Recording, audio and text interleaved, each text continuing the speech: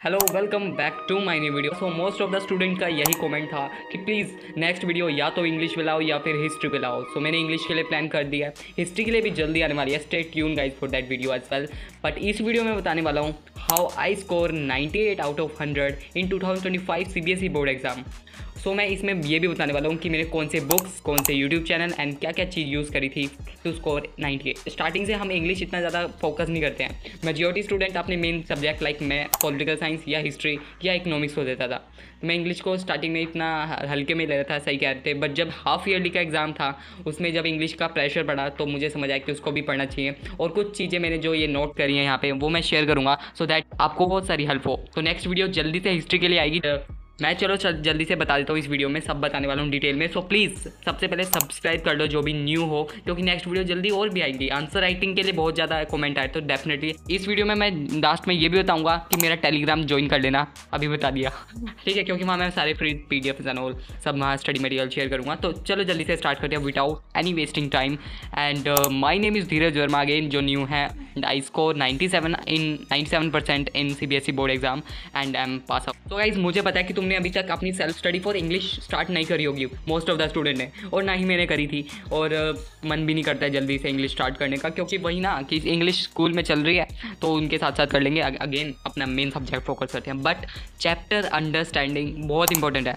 अपने पूरे क्लास की 12th की जर्नी में अगर तुम पे हो पाए 2 बार NCERT जरूर रीड करना, NCERT इंग्लिश की, क्योंकि बहुत हेल्प होगी आंसर राइटिंग में। But multiple time NCERT read करना नहीं हो पाएगा। एज अ स्टूडेंट मैं बता रहा हूँ, टीचर्स कहते हैं NCERT रीड करो इंग्लिश के लिए, बट नहीं हो पाती है, पता नहीं क्यों। और मुझे बता देना कि तुम भी NCERT रीड करने के लिए इच्छुक हो, क्योंकि क्लास 11th में भी ऐसी NCERT थी हमारे पास, ठीक है। तो अपने मल्टीपल टाइम रिवीजन करो, बट NCERT 2 बार मैक्सिमम, एक लास्ट में कर लेना, एक स्टार्टिंग में अभी से करके रखो सारी चैप्टर की, ठीक है। सो दैट बहुत हेल्प होगी। वैसे इससे अपनी चैप्टर अंडरस्टैंडिंग जरूर, स्टोरी में हर चीज़ पता होनी चाहिए थी कि तुम्हें इस टाइम पे उस स्टोरी में क्या हुआ था, इस कैरेक्टर ने क्या क्या, उसकी क्वालिटी एंड ऑल। नोट कैसे बनाने हैं इंग्लिश के लिए वो मैं बताऊँगा आगे नेक्स्ट पॉइंट में। तो ये कॉन्सेप्ट तो हम कहेंगे नहीं, ये सब थ्योरी है। तो स्टोरी तुम्हें पता होनी चाहिए टू द पॉइंट, वो भी ये नहीं कि आधी स्टोरी पता है एंड तुम्हें आधी नहीं पता। फिर वो आंसर क्वेश्चन कहीं भी बन सकता है। CBSE क्वेश्चन आप चेंज कर रहा है पैटर्न, तो वो NCERT के अंदर से टॉपिक टू टॉपिक्स उठाता है। सो तुम्हें अपनी स्टोरी पता होनी चाहिए कि टू द पॉइंट तुम्हें पता नहीं चाहिए, बस तुम कैसे करो तुम्हारी मर्जी है। तो चलो गाइस मैं अभी बताता हूँ कि मैंने कौन से टीचर एंड फ्री लेक्चर्स को यूट्यूब पे फॉलो किया था,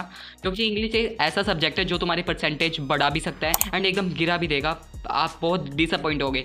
तो मैंने अपने इंग्लिश यूट्यूब चैनल ग्रैंड अकेड से करे थी। तो सबसे पहले यूट्यूब पे जाओ, वहाँ पे लिखो ग्रैंड अकेड यूट्यूब को सब्सक्राइब कर लो। सबसे पहले उनके बारे में बताने जा रहा हूँ अच्छे से डिटेल में इंग्लिश में, जो मैंने फॉलो किया था।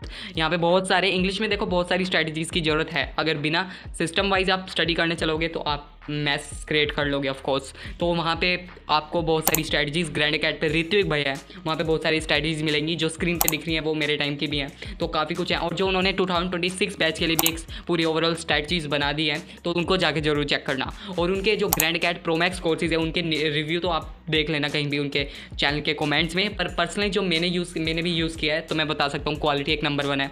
जो बुक्स अफोर्ड नहीं कर सकते, PDFs वहाँ पे स्टडी मटेरियल, उनके लाइव लेक्चर्स होते हैं, नोट्स मिलते हैं, सर प्रोवाइड करवाते हैं अपने लाइव प्रो मैक्स कोर्स में। तो यू कैन ऑल्सो ज्वाइन, ठीक है। मैंने भी ज्वाइन किया था, मैंने यूज़ करा हुआ है, तो मैं बता सकता। एंड मैं एक पर्सनली प्रेज़ करना चाहता हूँ ग्रैंड अकेड को पूरा।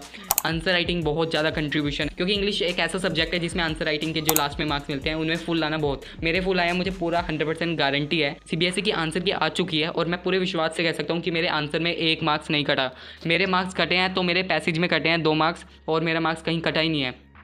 तो आंसर राइटिंग बहुत इंपॉर्टेंट है। तो यू कैन आल्सो एक्सपेक्ट की बहुत सारी आंसर की वीडियोस आएंगी ग्रैंड अकेड के चैनल पे, जहाँ ऋत्विक आपको पर्सनल गाइड कर रहे होंगे इंग्लिश के लिए। एंड आपको बहुत सारी एनिमेटेड लेक्चर वीडियोस तो मिलेंगे ही, तो please follow grand Acad and Ritwik भैया की सारी वीडियोस फॉलो करते रहना। पर्सनली मैंने फॉलो करी है तो मैंने आपको रिव्यू दिया है डिटेल में। एंड चलो नेक्स्ट पॉइंट पे बढ़ते हैं। अब point is notes making. Starting में मैंने क्या कहा था कि आपको कॉन्सेप्ट मतलब जो स्टोरी है बिल्कुल अंडरस्टैंडिंग बना के रखनी है अपने उसके समरी के साथ। और नोट्स में कैसे बनाता था मैं, मेरे पास होगी, मैं जरूर उसके यहाँ पे लगा दूंगा स्क्रीन पर, ठीक है। मैं नोट्स बनाता था कैसे, समरी लिख लेता था।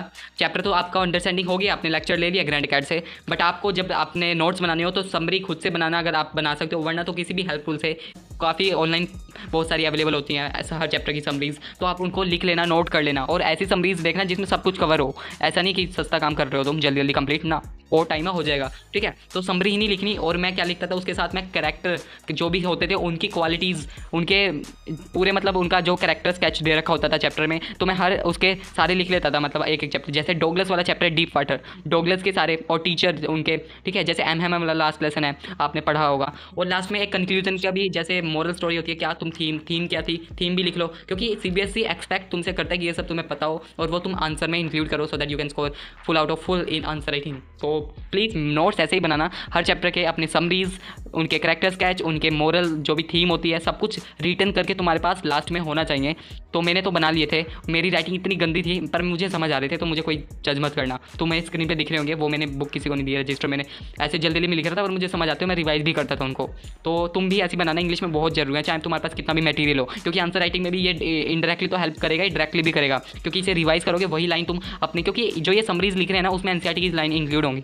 और आपके आंसर में क्या डिमांड करता है सीबीएसई, जो एनसीईआरटी की लाइन है, कीवर्ड्स हैं, वही उसमें इंक्लूड करना, वो क्या है जो भी चैप्टर में होंगी उसे इंक्लूड करना अलग से उसी चैप्टर के पेज पे, तो बहुत हेल्प होगी। तो नोट्स मैं ऐसे बनाता था। सीबीएसई ने अपना जो क्वेश्चन पेपर का पैटर्न होता है उसको डिवाइड कर रखा है 3 पार्ट में। पैसेज अलग होगा, अनसीन पैसेज जिसे आप कहते हो, एंड लास्ट में राइटिंग सेक्शन, जो भी आंसर होते हैं क्वेश्चन सारे 5 मार्क्स वाले एंड 2 मार्क्स वाले, एंड अपना स्किल जो क्रिएटिव राइटिंग होती है स्किल, जिसमें आपको notice, job, letter to editor और ये सब मतलब टॉपिक मिलेंगे। तो आपको अब आते हैं, हमने अब क्रिएटिव स्किल्स पे आते हैं, ठीक है, जिसमें आपको सारे पैटर्न बना, कुछ भी टॉपिक आ सकता है, आप एक्सपेक्ट कर सकते हो प्रीवियस ईयर देख के, ठीक है। तो कोई भी टॉपिक देता है सीबीएसई हर सेट में अलग अलग, तो आपको उसको बस आपका पैटर्न क्लियर होना चाहिए माइंड में कि तुम्हें नोटिस में बॉक्स बनाना है और हेडलाइन ये लिखनी है, ये उसके यहाँ पे डेट होते हैं, इधर लेफ्ट में होती है, राइट में, आपको पता होना चाहिए। पैटर्न पता है तो आपको ये क्वेश्चन बन जाएगा। बट मैं आपको एक और एडवाइस देता हूँ, मतलब जो हमारा क्रिएटिव राइटिंग होता है उसके सबके एक पैटर्न होते हैं, ठीक है। सिचुएशन के हिसाब से अलग अलग पैटर्न होते हैं, मतलब जैसे जॉब एप्लीकेशन है तो उसका तो कॉपी करके आओगे ना तुम, मैं अभी से तुम्हें कह रहा हूँ जॉब एप्लीकेशन करना, उसमें चॉइस आएगी। एक और अच्छी बात, चॉइस मिलेगी आपको, तो जॉब एप्लीकेशन करना, रिपोर्ट राइटिंग होती है आई थिंक उसकी चॉइस में, तो वो मत करना, उसमें आपको मैसी लगेगा। जो जॉब एप्लीकेशन होता है उसका पैटर्न बिल्कुल सेम आता है हर क्वेश्चन में, क्वेश्चन चेंज होता है, बट जो उसका बॉडी होती है, उसका जो मेन कॉमन लाइन होती है, ठीक है, वो आपको अवेलेबल हो जाएगी ईजिली यूट्यूब पे कहीं भी। तो उसको पहले आप एक अपना जो नोट्स बनाओगे उसके पीछे डिवाइड कर लेना सारे टॉपिक के पैटर्न। मैं आपको दिखा भी दूंगा सारे जो कॉमन होते हैं लाइनें, जो पूरा पैटर्न होता है आपको स्क्रीन पे दिख रहा होगा, इनको लिख के रख लेना है और जब भी आपका पेपर हो उसे याद करके चले जाना है। उस क्वेश्चन जो भी है उसके हिसाब से एक डेट वगैरह टॉपिक चेंज कर लेना, बट जो कॉमन लाइन होगी उसे माइंड में रखना, याद करके जाओगे घर से, और पैटर्न क्लियर रखना अपने। और चॉइस में तुम पहले ही घर से क्लियर करके जाना कि मुझे इस चॉइस में ये क्वेश्चन है तो इसमें चॉइस है, तो कौन सा क्वेश्चन करना है, जॉब एप्लीकेशन करना है, रिपोर्ट है, राइटिंग करना है, ठीक है। तो मतलब कॉमन पैटर्न में अपने रट के गया था, मतलब कह सकते हो कि मैंने पहले से बना के रखे हुए थे, हाफ ईयरली से भी बाद में मैंने सारे अपने अलग अलग एक टॉपिक के बना लिए थे। नोटिस में ये पैटर्न है, ठीक है। आपका जो इन्विटेशन है, इन्विटेशन में कितने तरह के, सब तरह के अपने कॉमन पॉइंट बना लो, कॉमन पॉइंट जो लाइन आनी है बॉक्स बना के रख लो पूरे, आपके पास नोट्स बनाने का टाइम है, मैं दिखाऊंगा नोट्स आपको स्क्रीन पे, ठीक है। तो ये सब बना के रख लो, आप समझ गए हो, क्योंकि मैं ट्राई कर रहा हूँ समझाने को, ठीक है, समझ गए, होप सो, कमेंट में जरूर बताना, मैं ट्राई कर रहा हूँ, ट्राई हार्ड, गर्मी भी हो रही है बट मुझे आपको समझाना है तो समझाना है, ठीक है। समझ गए हो ना, इंग्लिश में ये सब बना के रख लेना, जो तुम याद करते रहो, क्वेश्चन बना और प्रैक्टिस भी करके चल जाना, बोर्ड्स है तो रिस्क तो लेना ही ना, तो सैम्पल पेपर करोगे तो प्रैक्टिस लास्ट में हो ही जाएगी ऑफकोर्स, ठीक है। तो ये कुछ इंपॉर्टेंट है, इसको तो ध्यान में रखना ही रखना है, पर कुछ एक दो टिप और देता हूँ, रुको जरा, ठीक है। ये सब आपने देख लिया, इसको लिख के रख लेना, वीडियो देख लेना फिर से अगर अभी तक लिखे नहीं है तो, और शेयर भी कर देना।